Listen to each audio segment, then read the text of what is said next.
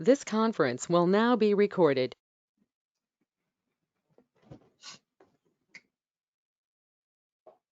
Okay, very good, folks. So we're recording, we're live here with chapter 4. So we're going to be just doing a review this evening regarding chapters 4 and 6, right? So as far as the cells and as far as the cellular level of organization, as well as the chapter 6, the integument, okay, the integumentary system.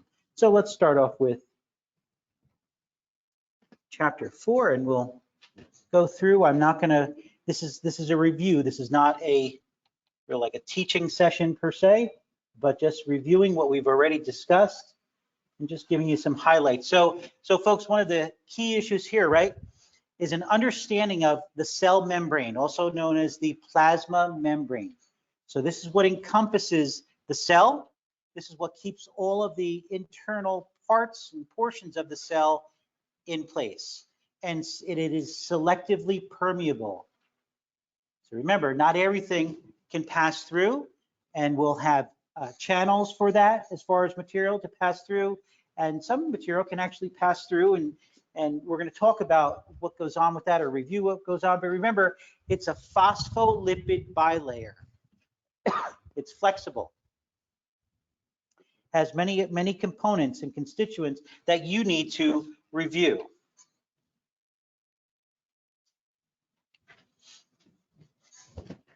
Okay, so the phospholipid bilayer, you should know as far as that there are two phospholipids, you should know the terms hydrophilic and hydrophobic for sure. You should know the structure of a phospholipid. Not all the details regarding, but just know what does it mean to be hydrophilic, hydrophobic, which is hydrophilic, which is hydrophobic as far as the head and the tail. What is a bilayer? What does that mean? Again, we mentioned these terms selectively permeable, right? Also, what is intracellular and extracellular? What's outside of the cell? What's inside of the cell? This is going to be really important as far as when we're looking at the muscular system as well as the nervous system and having an idea, changing of polarity at the plasma membrane, how is that going to affect the production of action potentials? This bioelectricity that's going to be used to communicate and cause things to happen.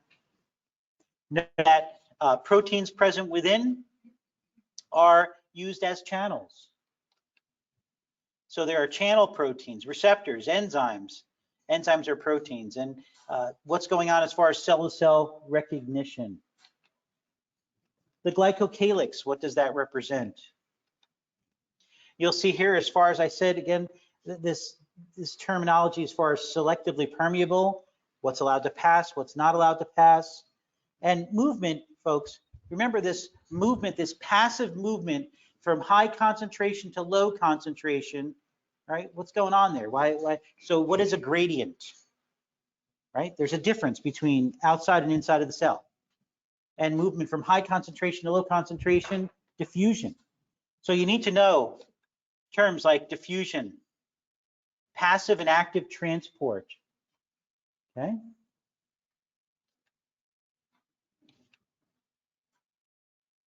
What factors contribute to diffusion, facilitating it? And these proteins allowing for material to pass from outside of the cell to inside or vice versa. Osmosis, you need to know that this is correlated, this is associated with the diffusion of water, okay? And also know the terms hypotonic, hypertonic, and what's going on with that, because we're gonna be looking at as far as in the blood, what's happening in a hypertonic solution, hypotonic solution to red blood cells. Remember this, as far as you recall that. Osmosis, what is it? What does it represent? And here we go with this tonicity. So it's the tonicity, folks. What's going on as far as what would happen with a red blood cell in an isotonic solution? And the answer is nothing. That's a good thing, right? There's going to be movement of water in and out of the red blood cell, but it's not going to cause it to be damaged. But a red blood cell in a hypertonic or a hypotonic solution, what's going to happen as a result to that red blood cell? You need to know that. You need to know that active transport requires energy. So ATP is required. Right? Symport and antiport, what does that represent? And so when you look at what's going on with the sodium-potassium pump, and you need to know the sodium-potassium pump. This is very important because this contributes to, I'm going to say a term here, the resting membrane potential of the plasma membrane. That's a key and important thing that you're going to have to know for the next few chapters. Not so much for the joint chapter and skeletal system, right? But when we get into muscle and we get into nervous system. So the resting membrane potential, that's sodium-potassium pump, and look at what it's doing. It's an active transport, and it's using, and it, as a result of you needing energy, it's moving 3 sodium ions out of the cell and 2 potassium ions in. So they're going in opposite directions, and they're going against their concentration gradient. That's why you need ATP, right? We're moving from low concentration to high concentration. When we're going against the concentration gradient, we need ATP because we're going against that concentration gradient. And you'll see here that this is an antiport, right? We have ions moving in different directions. Now, when we have movement, so when the cell membrane engulfs materials, this is the form of cell eating, right? Endocytosis. Phagocytosis is cell eating. Penocytosis is so drinking, so to speak, moving more liquid in. Remember, endocytosis, materials entering into the cell, entering in. And then we have that receptor mediated where we have receptors on the plasma membrane that are involved in this material entering into the cell. Right, there we go. This next slide, right? And then exocytosis, material is exiting the cell, right? So endocytosis, material is entering the cell. Exocytosis, material is exiting the cell.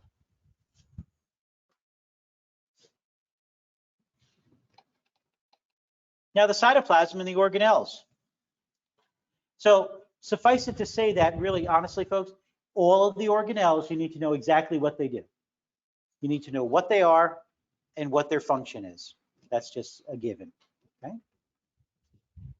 So when we look at the cell, the cytoplasm, fluid-like interior, okay? Do you want to guess that the majority of what's composed of that cytoplasm is the liquid portion of the cell, right?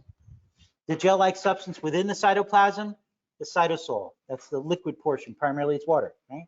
The cytoplasm itself, all of what's going on inside of the cell containing the organelles, which are like, so an organelle, is it similar to, we could say that it's like when you think of the human body and the organs that are present, right?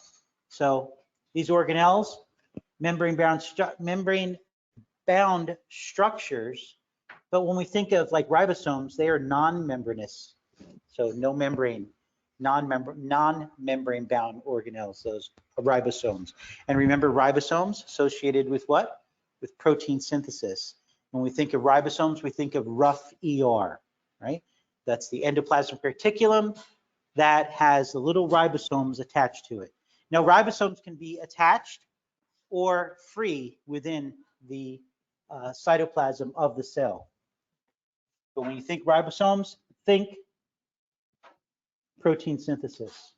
And here's just a nice image to just look at, and just, you're seeing all of the organelles represented in the structures that are present. You need to be able to just, each one, define what they are and what their function is. So here's the ER, the rough ER, then the smooth ER. So the smooth ER, no ribosomes. So know that it's rough ER, what RER stands for, right? It's not ribosomal ER, it's rough ER, smooth ER, right? Smooth ER, no ribosomes present. So is that going to be involved in protein synthesis? No. Involved in lipid synthesis. And realize also that you see the nucleus. So you've got the nucleus, then the extension of the not the extension of the nucleus, but right next, adjacent to the nucleus, we have the ER. And then what's going to be a little bit distal and adjacent to the ER? What's going to package what's produced by the ER, what's synthesized by the ER, but what? The Golgi apparatus. That's going to package it. And it's going to package materials that have been synthesized to the cytoplasm of the cell, or to the plasma membrane of the cell, or to what? To be released via exocytosis, right? Exiting the cell, okay? So important to keep that in mind.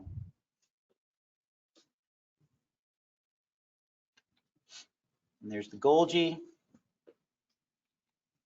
Now, lysosomes, peroxisomes, mitochondria. So mitochondria, we get it, right? This is production of ATP.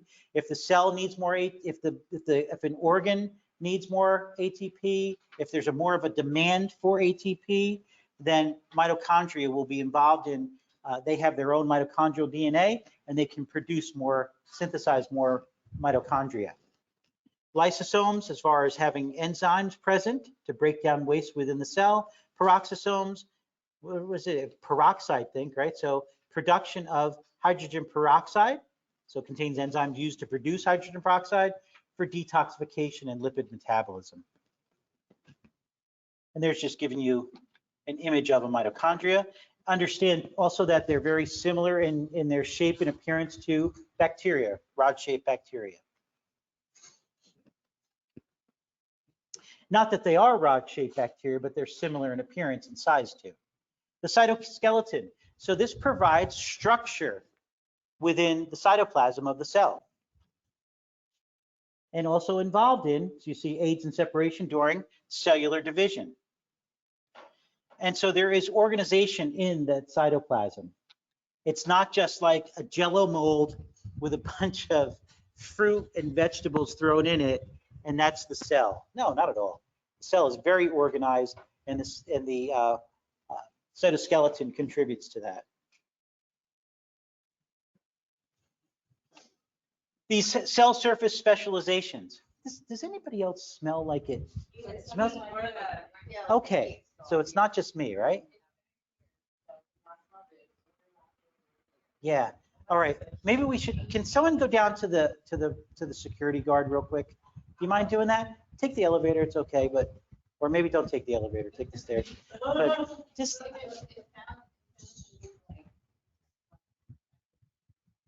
Yeah, that's what it does, indeed. Yeah, it smells heat, but it just smells a little kind of funky though.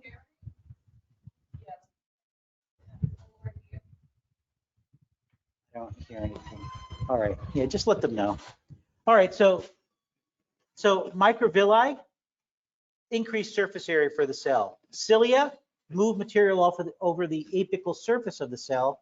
And flagella, for human anatomy, move the sperm.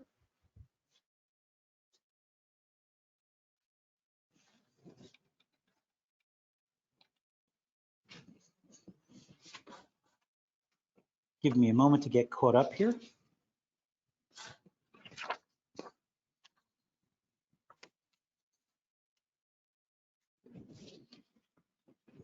All right. So you should know what the nucleus is. You should know what the nucleolus is, which is the inner portion of the nucleus. You should know what's present in as far as DNA of the cell, the primary DNA of the cell, present in the nucleus. You should know that in the nucleolus, ribosomes are produced.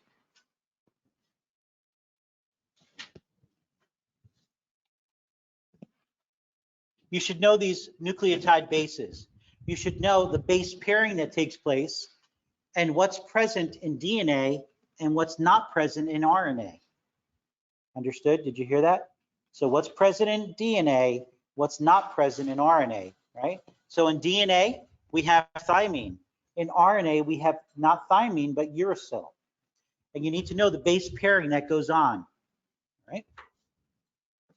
So if I give you a sequence, you need to be able to tell me, so what would the base pair for that be in DNA?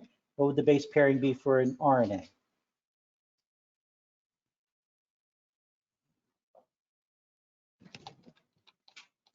All right. As far as protein synthesis is concerned, right? So know that we have the genetic code, and know that process of transcription and translation. And where do these take place? Where is transcription taking place? Where is translation taking place?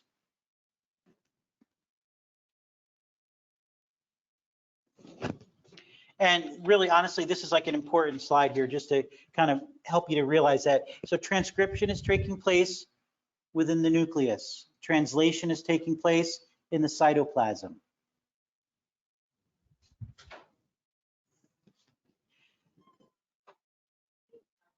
Thanks. What? Yeah, so there must be something going on with the heating system. It doesn't smell right. That's what I'm saying. Like, it doesn't smell right to me. Yeah, it doesn't smell right. So, all right. So transcription and translation.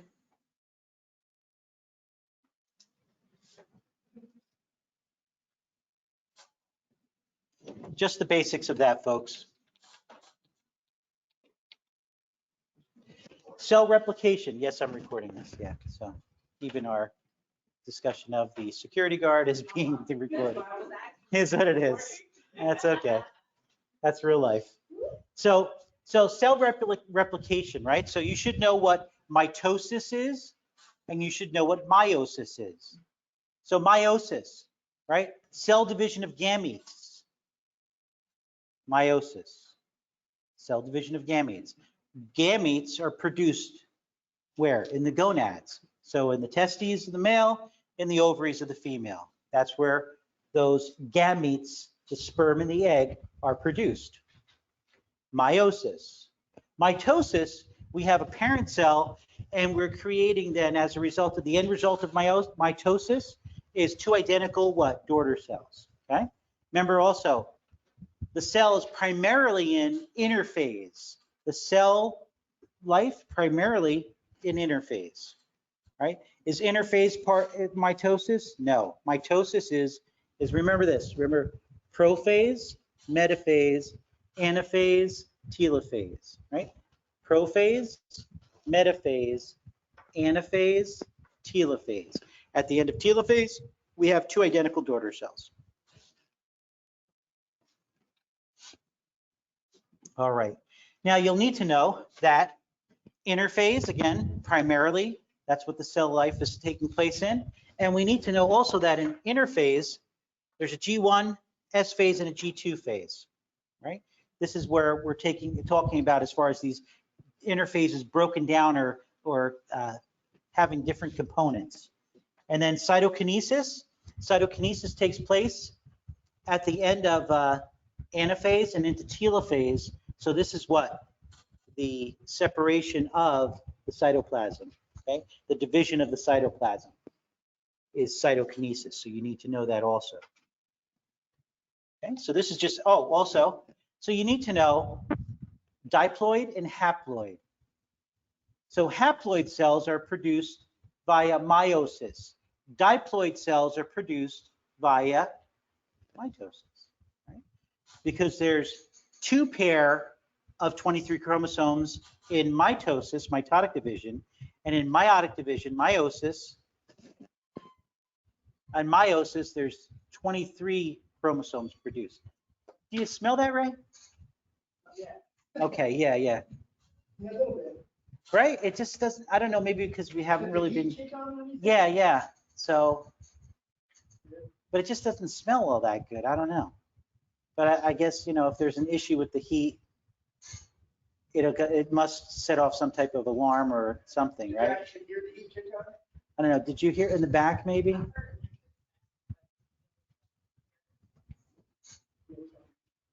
I just can smell it. It doesn't smell all that good, but I wonder. Yeah. Yeah. So I guess Ray, just note, what room, this is 214. Just so far, she's still here? She's still here. Okay. Yeah. Sure, yeah, absolutely. Good. Thanks, Ray. Appreciate it, buddy. All right, folks. So again, mitosis, meiosis. All right.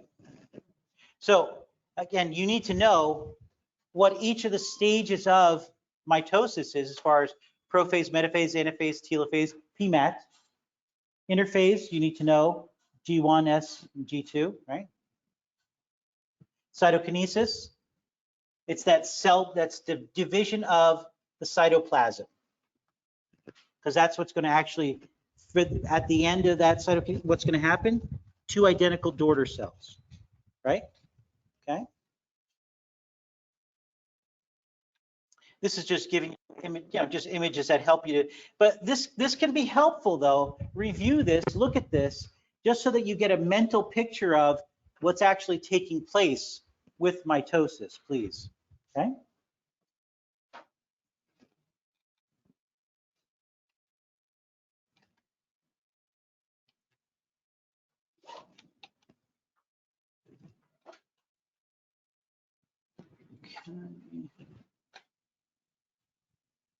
Okay, so chapter 4.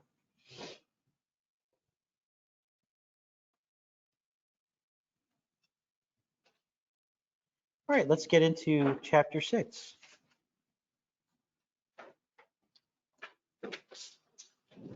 Give me a moment just to get us all set on this screen here.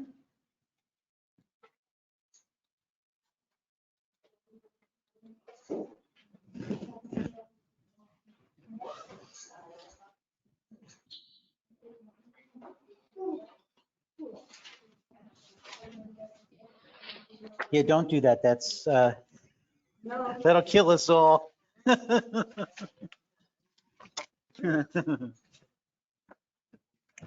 right, so chapter 6, we're looking at the integumentary system.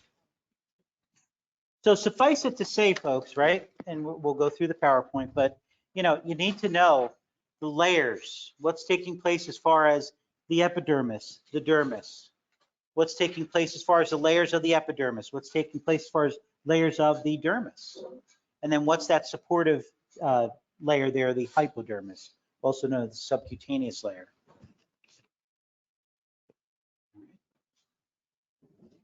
And knowing the basic components of the integumentary system.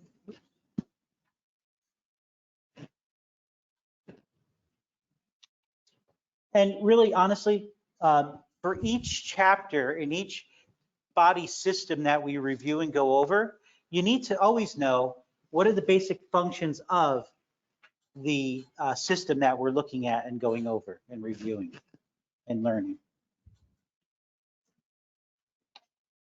And like I said before, as far as the layers, what is the significance also, not just knowing, okay, I know the epidermis and that there's the, thick skin and thin skin, 4 layers, thick skin, 5 layers. What are the layers in thick skin? What are the layers in thin skin? 5 layers would be, remember we said, come, let's get sunburn, right? And so then what's missing in thin skin? The lucidum layer, the clear layer. But you need to know, folks, as far as what's the significance also of these individual layers? How do you know? What identifies them? What differentiates between the different layers in a descriptive form?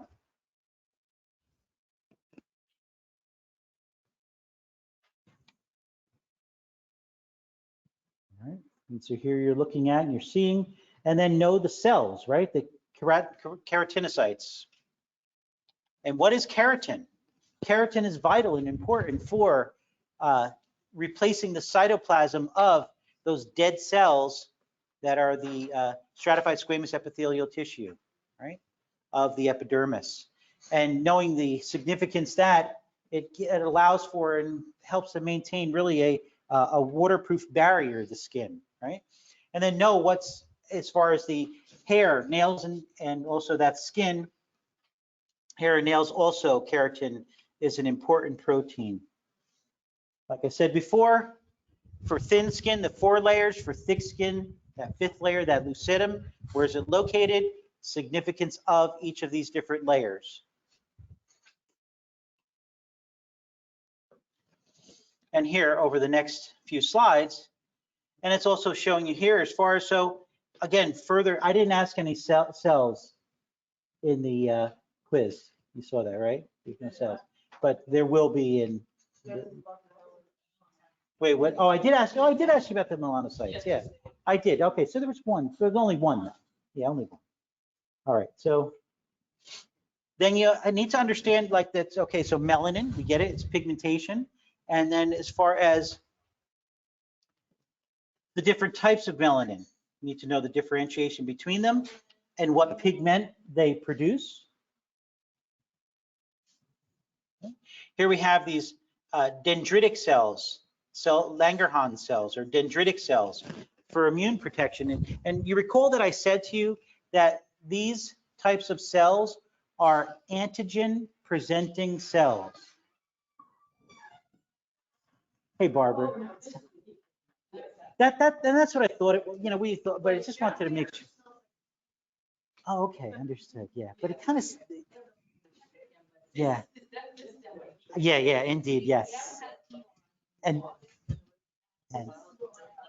yeah, understood. Yeah. So I just wanted to make sure, though, just so you know. Absolutely. Yeah. Thank you. Appreciate it. Uh-huh.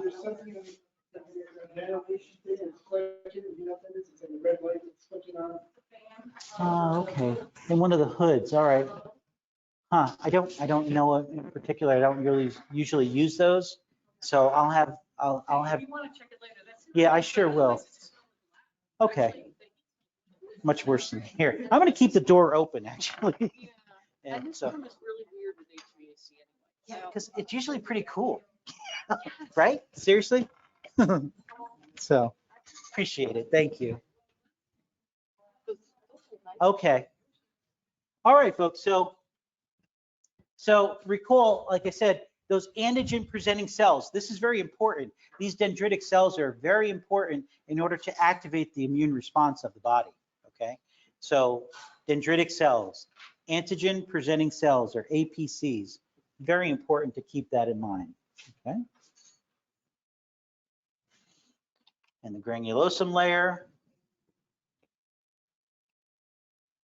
Now, remember also, we talked about that melanocytes produce the pigment melanin, and then they're packaged, melanin is packaged in what? The melanosomes, right? So remember that, keep that in mind. The clear layer, the lucid layer. And the corneum, this is that layer that is superficial, exposed to the outer environment, dead keratinocytes. They're filled with keratin. Thick and thin skin. The dermal papillae, remember we talked about this and reviewed as far as that, the importance of that interdigitation that takes place between the dermal papillae and the basal layer of the epidermis. And then the dermis, having that papillary layer and the reticular layers, right? And realizing that the papillary layer, yeah, that's just the dermal papillae and that areolar connective tissue present there. And what did we say was really present there and important was blood vessels, vascularity in the dermis, okay?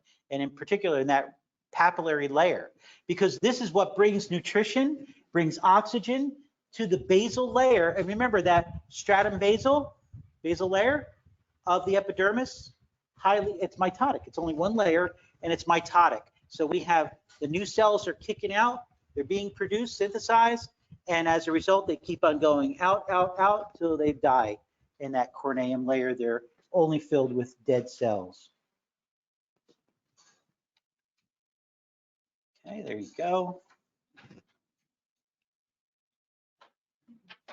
And you should know please remember and review the nervous system structures, the receptors that are receiving, whether it's light touch or deep pressure and that kind of thing, in as far as the dermis is concerned.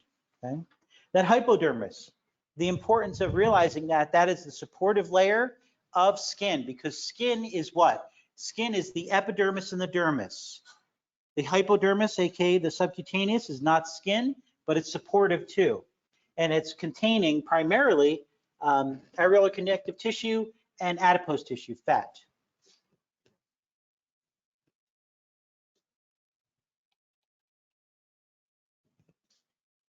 All right. So the hair, the nails, the sweat glands, the sebaceous glands. So sweat glands, we get that. It's producing, there are two different types, right? And then the sebaceous glands producing oil, oil-producing glands associated with the hair.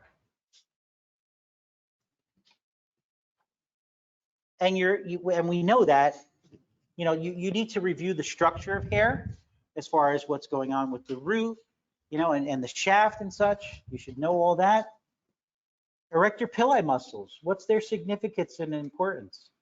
And what are they associated with? They're associated with the hair. So the anatomy of the hair, you should know that, please.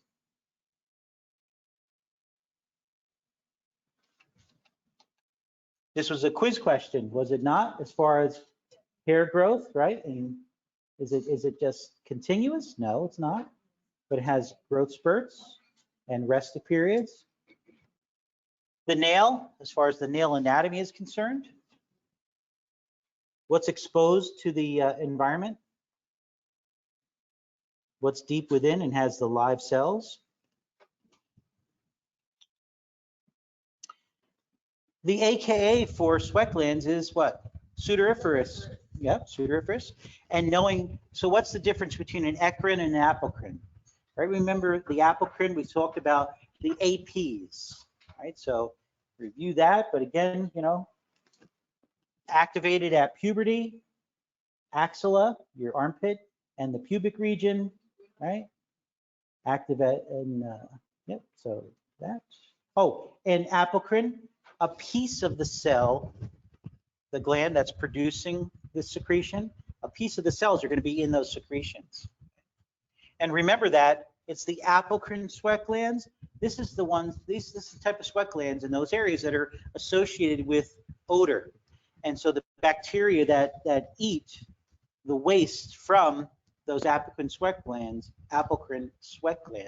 that's what produces the smell. Yes. There you go. Good.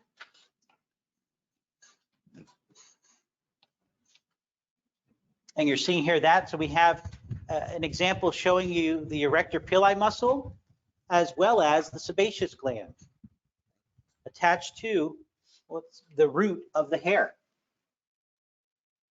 What is sebum?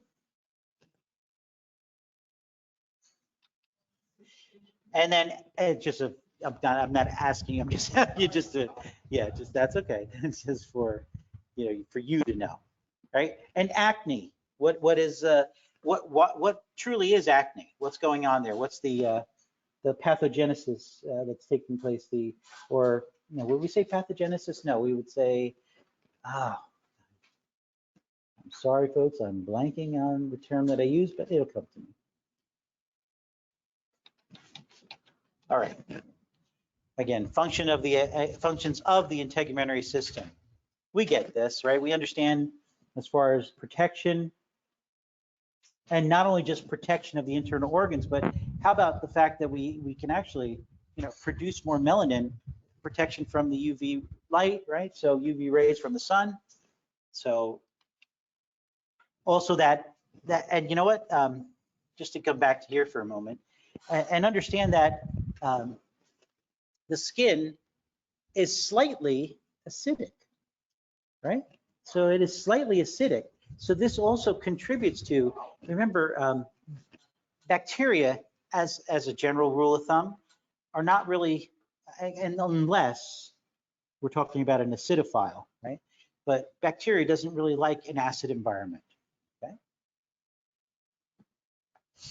Hence, a weak acid like vinegar, can that kill bacteria? Absolutely, yeah. All right, as far as those sensory receptors, just knowing what these represent. And another good slide here, just showing you them.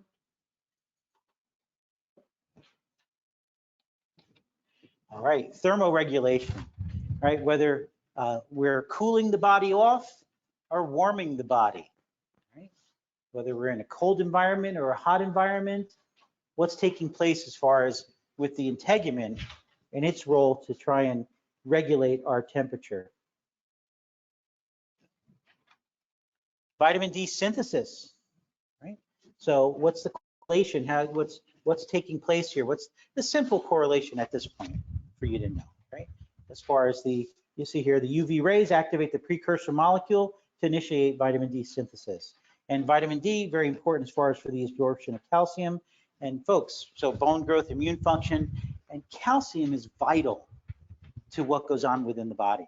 Understand that without calcium level, right? Without calcium, are you going to have muscle contraction? No. You're going to have other major important issues that are taking place, functions that are taking place with the human body. Calcium is crucial. Hence, we have the skeletal system, which is a bank of calcium. And in the endocrine system, as far as your thyroid gland and as far as your parathyroid glands, hormones are produced to regulate blood calcium levels. So calcium is crucial to the human body.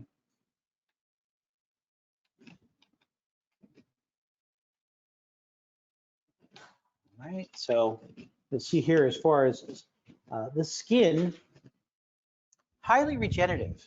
This is important to keep in mind because when you think of what takes place as far as with cancer and chemotherapy, is not skin affected by chemotherapy?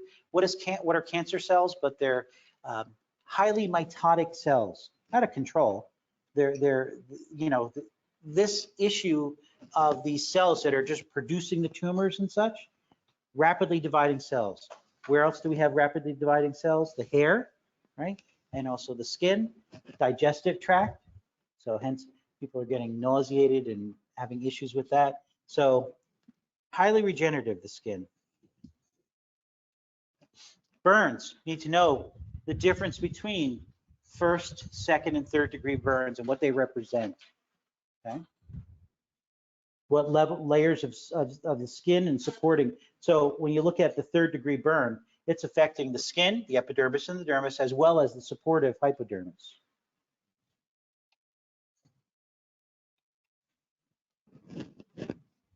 And the rule of nines, right? The rule of nines. Say again, I'm sorry. Okay, yeah. So the rule of nines, as far as what's taking place here and how does this help us in healthcare? How does this assist in being able to treat patients and such? And know that really infection is a huge issue with our burn victims, as well as regulation of and maintaining fluid levels within the body, right? Because they're going to lose a lot of fluid when they don't have the integument intact in order to maintain and protect and keep the fluids in our body. Now this I will look at as far as I'm not really asking you to, we didn't really review this because I want to go over this when we're in another area of the, So I'd like to, here we go, with basal cell, squamous cell, different types of cancers. So let's go back here.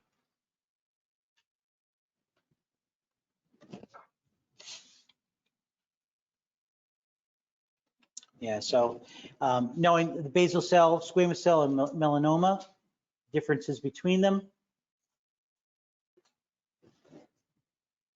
And really, how do we get the difference right? Look here. Skin cancers vary depending upon, so this is an important statement right here. Nope.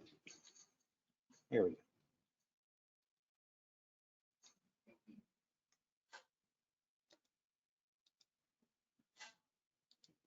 All right. Skin cancers vary depending on cell where the cancer originated. So if it's basal cell carcinoma, cells are called the basal stratum basal, that basal layer. Squamous cell, it's what? keratinocytes of the spinosum layer. And melanoma, well, you just got to look at the root words of these medical terms and realize that melanoma associated with what? Melanocytes.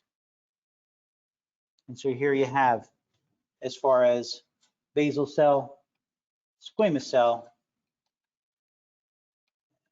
and that also had melanoma there. Yeah, melanoma right there.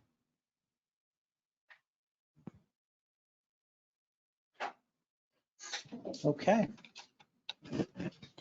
All right, folks, so that is the review for test number 2